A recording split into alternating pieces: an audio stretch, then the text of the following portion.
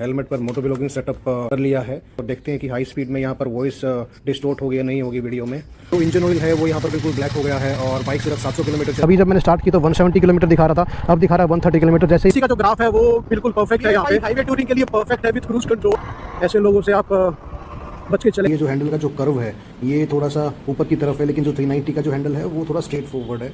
मे भी शायद ये फिट हो सकता है 390 में लगता है। तो ये न्यू इंजन ऑयल इसमें डल गया। Hello guys, welcome to my YouTube channel once again. So guys, यहाँ पर मैंने अपने हेलमेट पर मोटो व्लॉगिंग सेटअप कर लिया है। ये है hero GoPro 10 with media mode और साथ में है ये एंट्री लेवल माइक जो है माउनो कंपनी का। और इसको मैंने जो ये हेलमेट का चिन स्ट्रैप है यहाँ पर अटका दिया है और देखते हैं कि हाई स्पीड में यहाँ पर वॉइस डिस्टोर्ट होगी या नहीं होगी वीडियो में। और साथ ही मेरे पास यहाँ पर एक टाइप सी केबल है, क्योंकि KTM ड्यूक के अंदर या मीटर कंसोल में आता है USB type C charging port.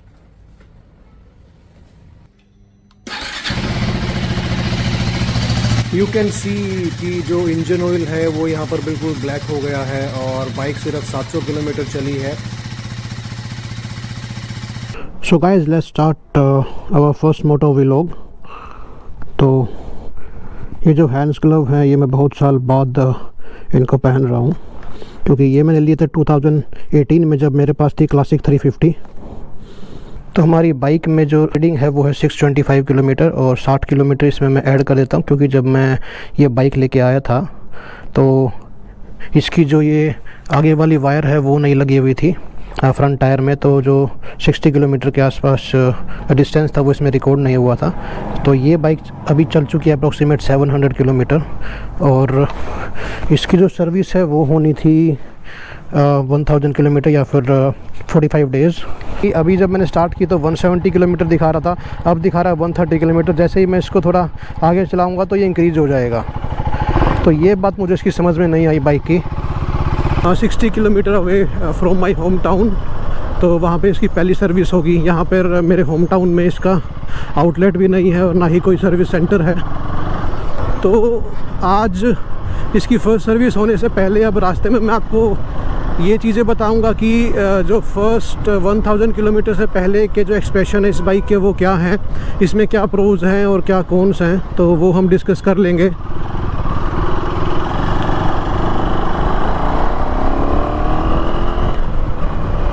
और 1000 किलोमीटर तक आपको इस बाइक का जो RPM है वो 7500 से नीचे ही रखना है, ये इसके मैनुअल में लिखा हुआ था। सो गाइस, अब मैं आ गया हूँ हाईवे पर। इट्स नॉट हाईवे, ये सिंगल रोड है, लेकिन शहर से यहाँ पे कम भीड़ है। अभी अपना जो पर्सनल एक्सपीरियंस है इस बाइक के रिगार्डिंग वो आपको बताता हूँ। मेरी जो बाइक जर्नी है वो 2005 में स्टार्ट हुई थी, तो ये मेरी 4th बाइक है। पहले मेरे पास थी Splendor, then Pulsar 150 and then classic 350 from Royal Enfield and then this KTM Duke 390। तो जो सीसी का जो ग्राफ है वो बिल्कुल परफेक्ट है। यहाँ पे इस बाइक में क्या चीज़ें मुझे अच्छी नहीं लगी, पहले उससे स्टार्ट करते हैं। सबसे पहली बात तो मे भी शायद ये 1000 किलोमीटर तक जो इसका पीरियड है, क्योंकि ये नई बाइक है, इंजन नया है, तो अभी ये थोड़ा रमने में थोड़ा टाइम लेगा। तो अभी जो मुझे थोड़ी बहुत वाइब्रेशन फील होती है, बहुत ही ना के बराबर मुझे वाइब्रेशन फील होती है जब मैं गियर चेंज करता हूँ। और जो इसका क्विक शिफ्टर है वो अभी परफेक्टली वर्क नहीं कर रहा है। परफेक्टली इन द सेंस, जब मैं अप एंड डाउन करता हूँ तो इसमें थोड़ा सा झटका आता है, थोड़ी वाइब्रेशंस आती हैं। मे बी मैं इन चीज़ों को इग्नोर कर देता हूँ, क्योंकि ये अभी नई बाइक है, चेक इन पीरियड है वो अभी तक कंप्लीट नहीं हुआ, वो आज हो जाएगा। अभी दोपहर बाद इसके अंदर नया इंजन ऑयल डल जाएगा, तो उसके बाद इसकी परफॉर्मेंस हम करेंगे चेक। ये बाइक मेरा सपना था सिंस 2015, तो उस टाइम ये बाइक बहुत भारी थी और इसके अंदर बहुत वाइब्रेशन भी थी और इसका जो इंजन है वो बहुत हीट होता था, इजीली कूल नहीं होता था। जो आपके जो पैरों में जो हीट का जो थ्रस्ट है वो बिल्कुल पता चलता था। तो 3 साल ऐसे निकलते तो मैंने 2018 में एनफील्ड क्लासिक 350 ली। जो उस बाइक की जर्नी थी वो फैंटास्टिक थी। 12,000 किलोमीटर मैंने उस बाइक को ड्राइव किया। तो ये बाइक सिटी के लिए भी परफेक्ट है और टूरिंग के लिए भी परफेक्ट है। एक इसमें ड्रॉबैक ये है कि मैं थोड़ा सा आगे की तरफ झुका हुआ हूँ, क्योंकि इसका जो हैंडल है वो थोड़ा नीचे की तरफ है।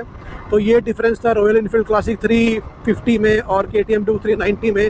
और क्लासिक 350 का जो हैंडल है मैंने आफ्टर मार्केट थोड़ा सा ऊंचा किया था, तो वो यहाँ तक आता था और जो मेरा सीटिंग पोस्चर है वो बिल्कुल परफेक्ट ऐसे हो जाता था। बट ये जो बाइक है इसका थोड़ा सा आगे की तरफ झुकाव है, तो मैंने इसका भी ऑप्शन देखा है। मैंने YouTube पे, अमेजन पे सर्च किया है और कई सारे ब्लॉग्स पढ़े हैं, तो वहाँ पर बाइकर बिलेट है और जाना इंटरनेशनल है, तो उसके जो आफ्टर मार्केट जो राइजर्स हैं, जो हैंडल राइजर्स हैं, वो मैं एक बार देखता हूँ, स्टडी करता हूँ, उसके बाद यहाँ लगाऊंगा। तो जो हैंडल की पोजीशन है वो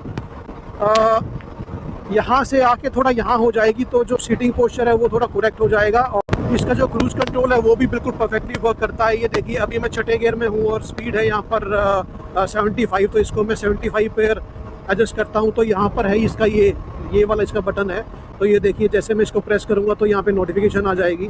तो ये मैंने यहाँ प्रेस किया तो ये देखिए यहाँ पर आ गई है, और यहाँ पे इसका ये क्रूज कंट्रोल ऑपरेट करने का है। तो ये जब मैं इसको प्लस करूँगा तो नहीं होगा, माइनस की तरफ है, इसको थोड़ा आगे करना पड़ेगा, तो यहाँ पे जो क्रूज कंट्रोल है वो हो जाएगा सेट। 75 किलोमीटर/आवर के आसपास ये आ गई है, और इसका मैं ये देखिए मैंने यहाँ पे 75 इसका क्रूज कंट्रोल लगा दिया है, और ये बाइक अभी परफेक्टली क्रूज करती रहेगी। सो ये बाइक हाईवे टूरिंग के लिए परफेक्ट है विथ क्रूज कंट्रोल। बाइक की सबसे अच्छी बात ये है कि आपको कहीं भी टोल नहीं पे करना पड़ता।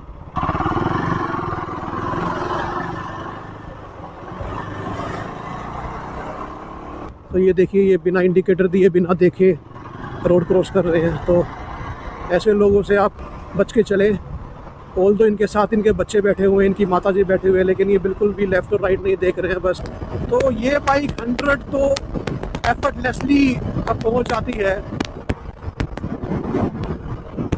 और आप ये खेतों की हरियाली देखिए, इस बार जो बारिश है वो हरियाणा में बहुत ज़्यादा हुई है, NCR की तरफ, नॉर्थ की तरफ। तो यहाँ से अराउंड 18 से 20 किलोमीटर रह गया है सर्विस सेंटर। शहर है भिवानी, तो वहाँ पर मैं इसकी सर्विस करवाऊँगा। So guys, after journey of 45 minutes मैं पहुँच गया हूँ KTM सर्विस सेंटर में, और बाइक लग गई है सर्विस के लिए। इतने बाइक सर्विस होती है, हम चलते हैं KTM शोरूम में और देखते हैं कि KTM 250 और KTM 200 का जो हैंडल है उसमें क्या डिफरेंस है 390 से। ये खड़ी है यहाँ पे KTM 200, और आप देखिए जो हैंडल का जो कर्व है ये थोड़ा सा ऊपर की तरफ है, लेकिन जो 390 का जो हैंडल है वो थोड़ा स्ट्रेट फॉरवर्ड है। मे बी शायद ये फिट हो सकता है 390 में, तो देखते हैं हम।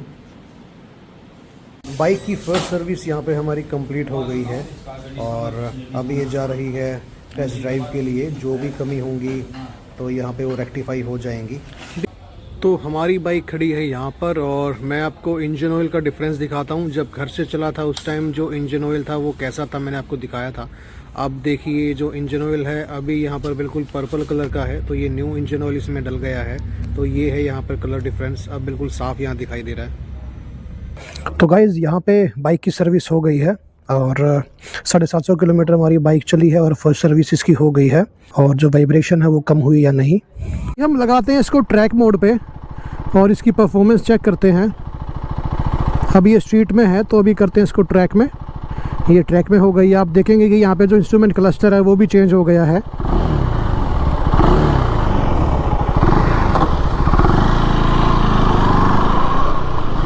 ट्रैक मोड का सबसे बड़ा फ़ायदा ये है कि बाइक आपकी बिल्कुल खुल के चलती है, और यहाँ पे मुझे थ्रोटल देने से ही मालूम चल गया है कि जो ट्रैक मोड है उसने काम कर दिया है। तो पहली सर्विस होने के बाद बाइक की जो स्मूथनेस है वो बिल्कुल परफेक्ट हो गई है, और अभी मैंने बाइक को लगा रखा है ट्रैक मोड के अंदर, और बिल्कुल खुल के ये बाइक चल रही है। बिल्कुल भी वाइब्रेशन नहीं हो रही है। मैं हूँ अभी 110 किलोमीटर/आवर की स्पीड पे, और बिल्कुल भी वाइब्रेशन यहाँ पर ना ही मेरे हैंडल में है और ना ही फुट स्टेप में है। सिर्फ जो इशू था वो उनको मैंने कंफर्म कर दिया था कि जो क्विक शिफ्टर है वो थोड़ा जर्क लेता है और थोड़ा हार्डली प्रेस होता है, और जो फ्रंट ब्रेक हैं और जो रियर ब्रेक जब मैं प्रेस करता हूँ तो आवाज़ें आती हैं, तो वो अभी बिल्कुल बंद हो गई है। और अभी ये बाइक 5वें गियर में है, और हम एक बार ओवरटेक करने की कोशिश करते हैं। ये देखिए 5वें गियर के अंदर भी जो ओवरटेक है वो कितने परफेक्टली यहाँ पर हो रहा है।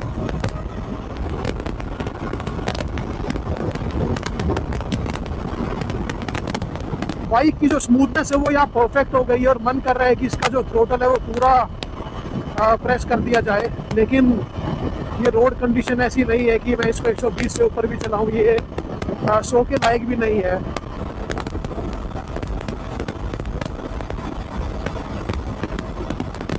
So guys, finally reached home after completing first service of KTM Duke 390। और जो ये ब्लैकिश टोन है इसके अंदर बाइक की जो रोड प्रेजेंस है वो बहुत ही अच्छी लगती है। यहाँ पर जो ऑरेंज पार्ट है वो बहुत कम हो गया है, तो रोड प्रेजेंस इस बाइक की और भी अभी अच्छी हो गई है। तो अभी हम देखते हैं कि हमारा जो टोटल बिल है वो क्या आया है फर्स्ट सर्विस का।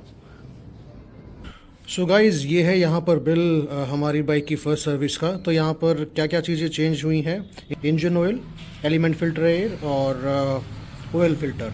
यहाँ पर जो टोटल जो प्राइस आया है वो आया है 1644 1644।